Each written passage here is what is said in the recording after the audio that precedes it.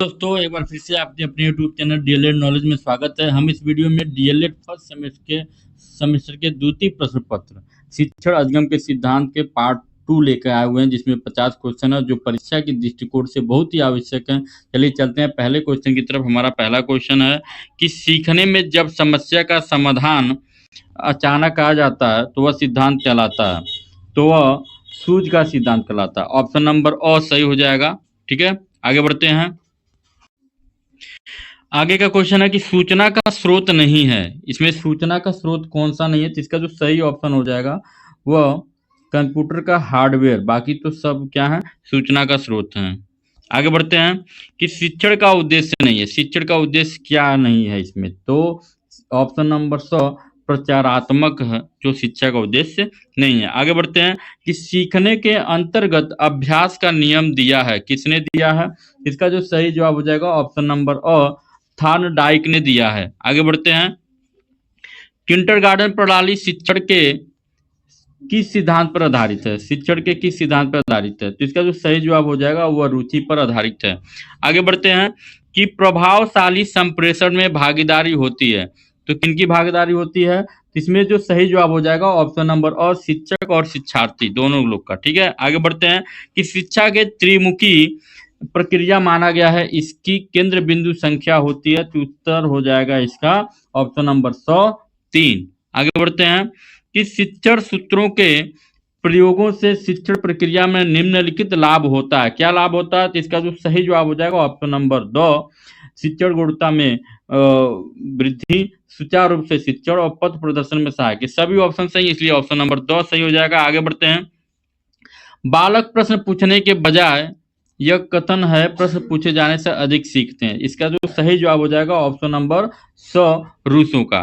आगे बढ़ते हैं कि शिक्षण का सर्वाधिक महत्वपूर्ण उद्देश्य है। क्या उद्देश्य है, तो ऑप्शन नंबर ब उपयोगी ज्ञान प्रदान कर सर्वांगीण विकास करना, ऑप्शन सही हो जाएगा। आगे बढ़ते हैं कि शिक्षण पुनर्बलन की आवश्यकता का क्रम है, यह कथन किसका है, इसका जो सही जवाब हो जाएगा ऑप्शन नंबर ए और बी एफ स्किनर का। ठीक है, आगे बढ़ते हैं कि कक्षा शिक्षण तब होता है जब कक्षा के सभी छात्र कैसे हो, प्रश्न पूछने में उत्तर देने में तत्पर हो, तब अच्छा है, कक्षा शिक्षण तब होता है। ठीक है, आगे बढ़ते हैं कि शिक्षा को सीखने में संगठन के रूप में सर्वोत्तम प्रकार से परिभाषित किया जाता है। यह परिभाषा किसने दिया, तो ऑप्शन नंबर अ रायबर्न ने दिया था। आगे बढ़ते हैं कि शिक्षण की गति आधारित होनी चाहिए। किस पर आधारित होनी चाहिए, तो ऑप्शन नंबर अ छात्रों के सीखने की गति पर। आगे बढ़ते हैं कि बच्चों से कदम ताल कराना, हाथ ऊपर नीचे कराना तथा दाएं मुड़ने के लिए यह गतिविधि है। कैसी गतिविधि है, तो ऑप्शन नंबर 100 शारीरिक व मानसिक दोनों गतिविधियां हैं, याद रखिएगा। आगे बढ़ते हैं कि छात्रों का पूर्व ज्ञान जानने में कौन सा कौशल सहायक होता है, तो ऑप्शन नंबर अ प्रस्तावना कौशल सहायक होता है। आगे बढ़ते हैं कि प्रस्तावना कौशल का प्रमुख उद्देश्य, प्रमुख घटक है कौन सा इसमें, इसका जो सही जवाब हो जाएगा वह उचित श्रृंखलाबद्धता हो जाएगा, ऑप्शन नंबर 100। आगे बढ़ते हैं कि प्राथमिक स्तर पर दवे समिति ने किन विषयों में अपेक्षित अधिगम स्तर का निर्धारण किया था, इसका जो सही जवाब हो जाएगा वो ऑप्शन नंबर 2, क्योंकि भाषा अध्ययन, गणित अध्ययन, पर्यावरण अध्ययन सबका हुआ था, तो इसलिए इसका जो सही जवाब हो जाएगा उपयुक्त सभी, ऑप्शन नंबर 2। आगे बढ़ते हैं कि गणित किट का उपकरण है कौन सा इसमें, तो ऑप्शन नंबर अ डोमिनोज जो है। ठीक है, आगे बढ़ते हैं कि शिक्षण प्रक्रिया में समाहित प्रक्रिया होती है। कौन सी प्रक्रिया समाहित होती है, तो उत्तर हो जाएगा ब 3। आगे बढ़ते हैं कि वास्तव में प्रश्न सबसे अच्छा उत्तेजक है और शिक्षक को शीघ्र उपलब्ध हो जाता है, यह कथन किसका, तो इसका जो सही जवाब हो जाएगा ऑप्शन नंबर ब काल्विन का हो जाएगा। आगे बढ़ते हैं कि संप्रेषण के लिए कक्षा का वातावरण होना चाहिए। कैसा होना चाहिए, तो सौहार्दपूर्ण होना चाहिए, ऑप्शन नंबर अ सही हो जाएगा। आगे बढ़ते हैं व्यक्तिगत संप्रेषण का उद्देश्य है। क्या उद्देश्य है, जिसका जो सही जवाब हो जाएगा ऑप्शन नंबर 2 सभी हो जाएगा। छात्रों में व्यक्तिगत भिन्नताएं होती हैं, बालकों के विशिष्ट योग्यताएं और व्यक्तिगत विकास होता है, साधारण बालकों के लिए व्यक्तिगत शिक्षण आवश्यक है। ये सभी ऑप्शन सही है, इसलिए ऑप्शन नंबर 2 सही हो जाएगा। आगे बढ़ते हैं शिक्षण का मूलभूत सिद्धांत है। क्या सिद्धांत है? तो ऑप्शन नंबर अ क्रियाशीलता का सिद्धांत है।